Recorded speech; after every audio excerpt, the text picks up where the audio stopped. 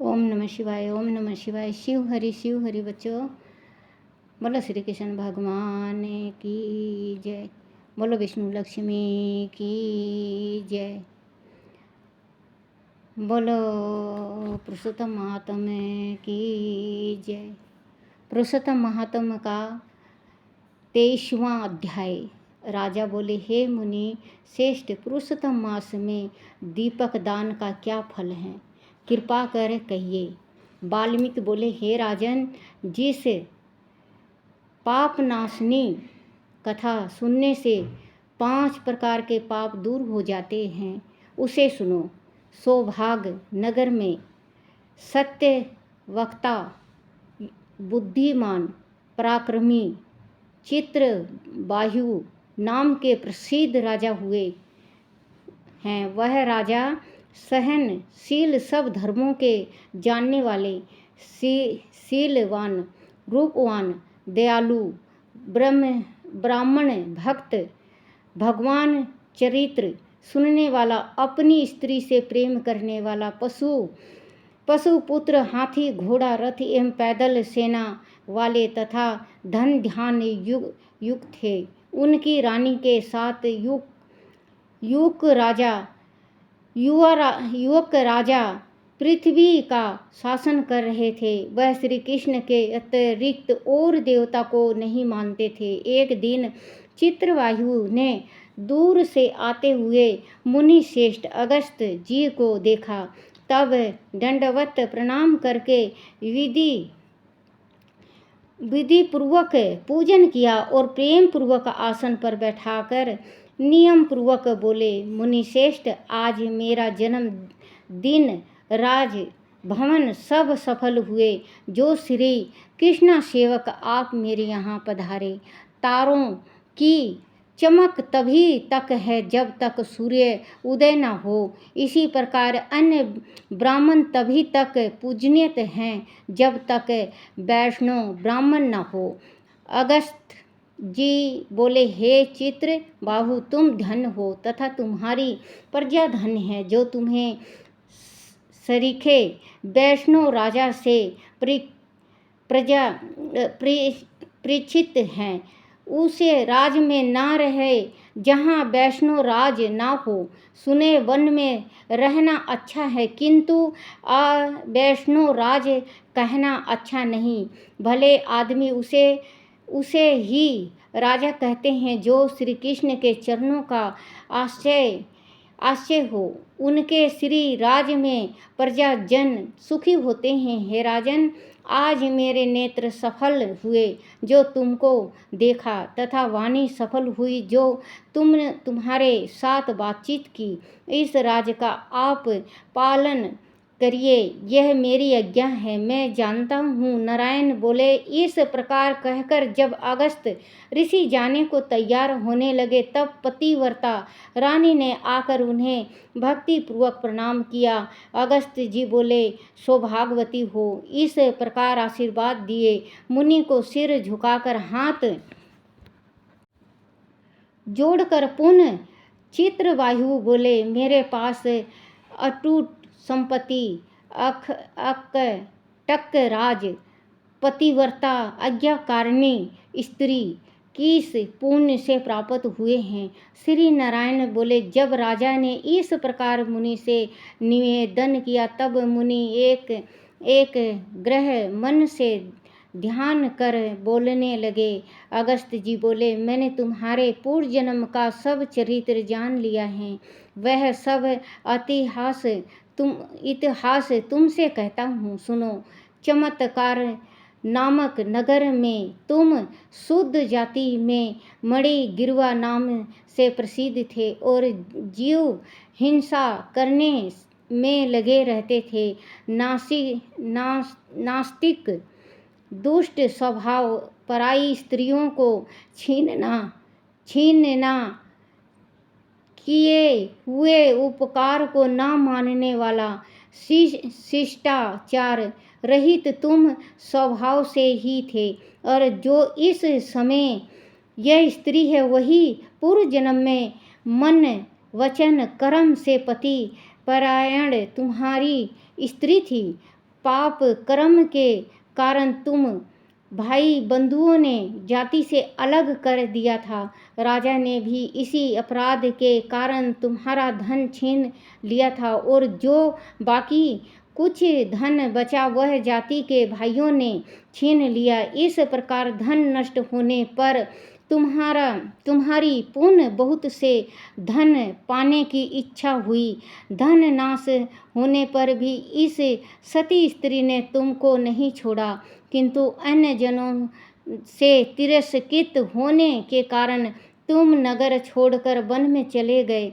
One में जीवों को मारकर अपना निर्वाह करने लगे। हे राजन, इस समय भी पत्नी तुम्हारे ही साथ थी।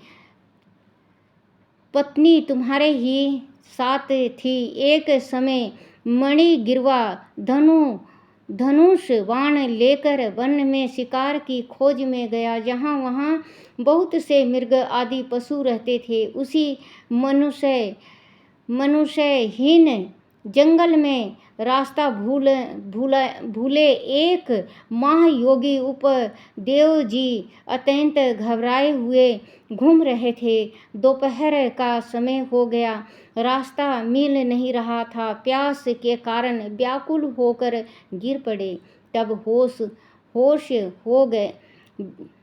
बेहोश हो गए। हे राजन, उसकी मरणसन अवस्था हो चुकी थी। उस समय तुम वहाँ पहुँचे। रास्ता भूले बेहोश उस ब्राह्मण को देखकर तुम्हें दया आ गई। उन्हें उठाकर तुम अपने स्थान पर ले गए। तुम दोनों ने उनकी सेवा की। थोड़ी देर बाद उपदेश होश में आ गए और बड़ा आश्चर्य करने लगे। मैं तो वन में था, यहाँ कौन लाया है? श्री नारायण बोले, हे देव। तब मणिगिरवा ने कहा, आप घबराइए नहीं। यहाँ कमलनिया से भरा सुंदर स्वच्छ शीतल जल से भरा तालाब है। आप वहीं चलकर स्नान करें। प्रतिक्रम से नित्य होकर फलहार एवं जलपान करें, फिर सुखपूर्वक विश्राम करें। अगस्त जी बोले, उपदेव ब्राह्मण होश में आने पर मणिगिरवा की बात सुनते हुए स्वस्थ होने पर प्यास लगने के कारण उठे। तब मणिगिरवा ने उनको सहारा देने के लिए भुजा पकड़ ली। उसी के सहारे वह ब्राह्मण तालाब पर पहुँचे और हे राजन, किनारे पर पूर्ण विश्राम करने लगे। तालाब के किनारे वट वृक्ष की छाया में विश्राम के बाद स्नान कर नित्य कर्म कर वासुदेव भगवान के पूजन में लग गए। तन्नारत देवता तथा पितर तर्पण किया। बाद में शीतल जलपान कर उसी वट वृक्ष के नीचे आ बैठे। तब स्त्री के साथ मणिगिरवा ने आकर मुनि को प्रणाम किया तथा उनका सत्कार किया। और मणिगिरवा बोले, हे ब्राह्मण, हमारा उद्धार करने के लिए आज आप यहाँ पधारे हैं। आपके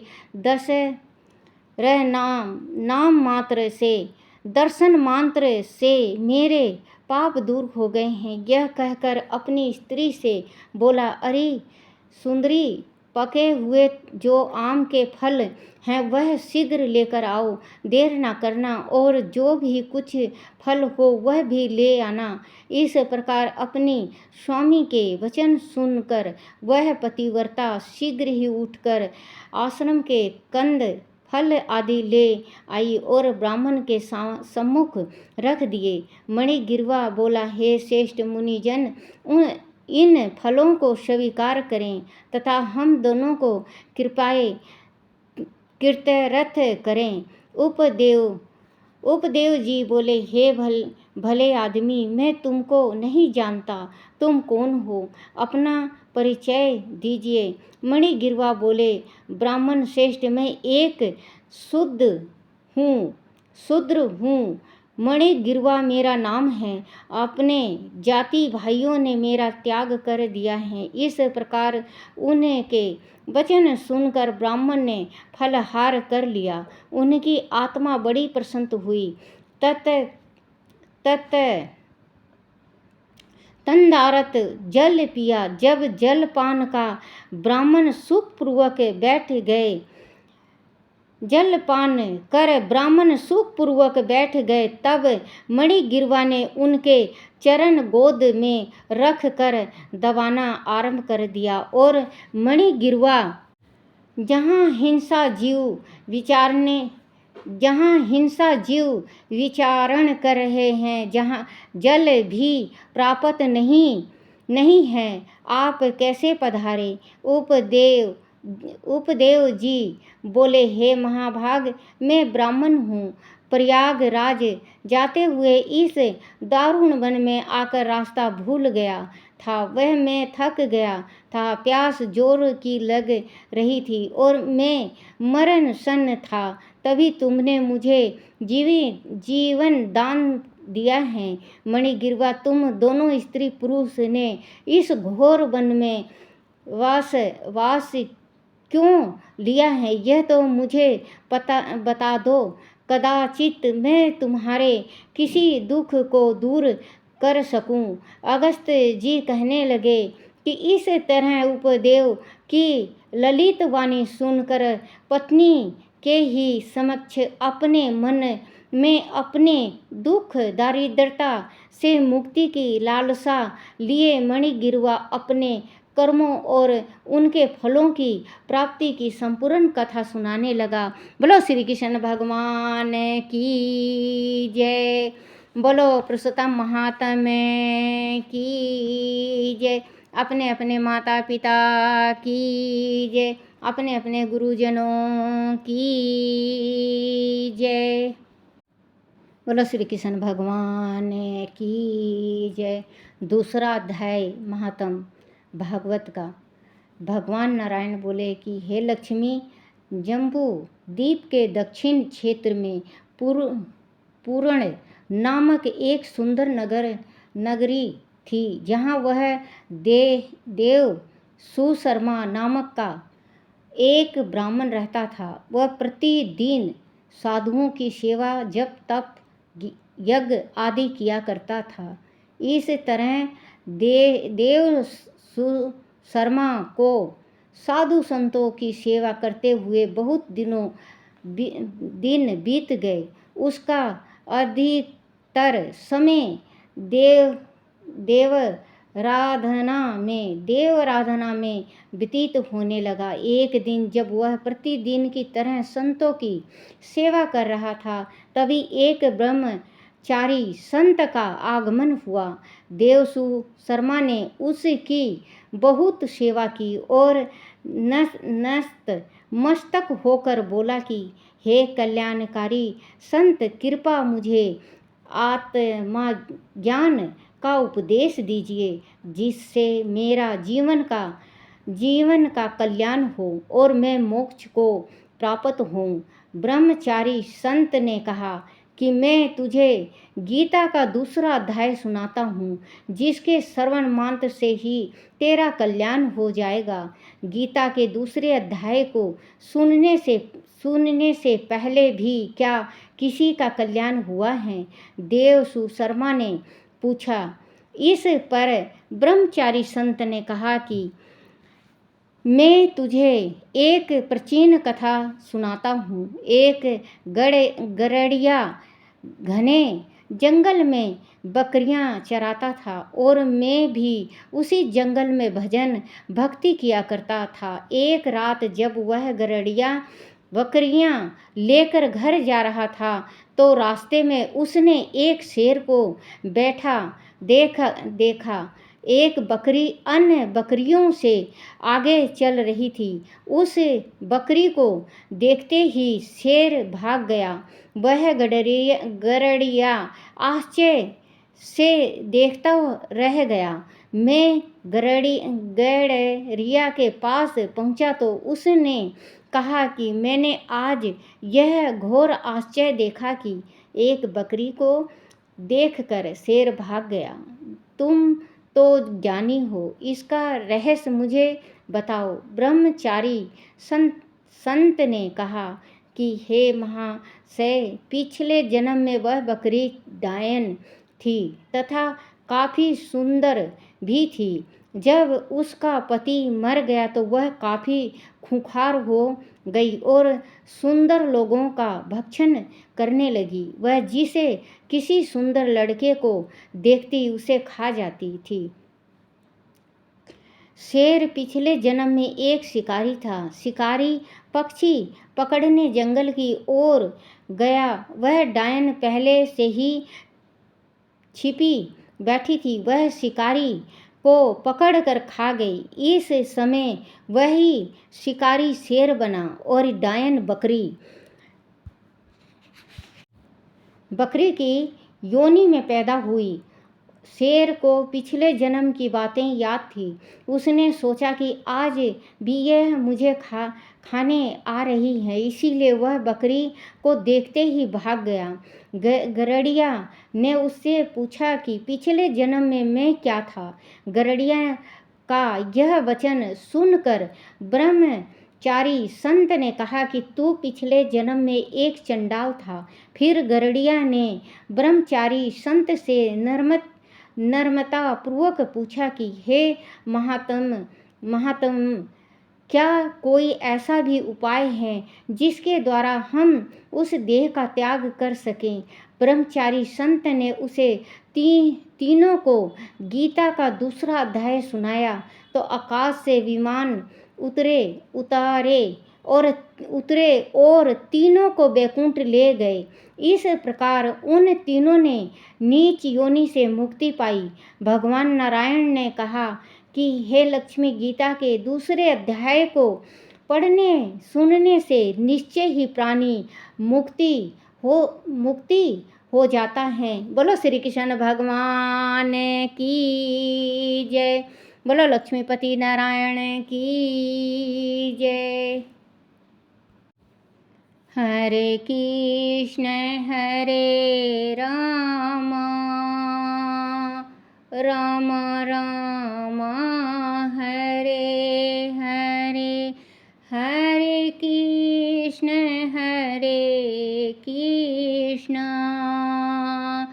कृष्ण कृष्ण हरे हरे, हरे राम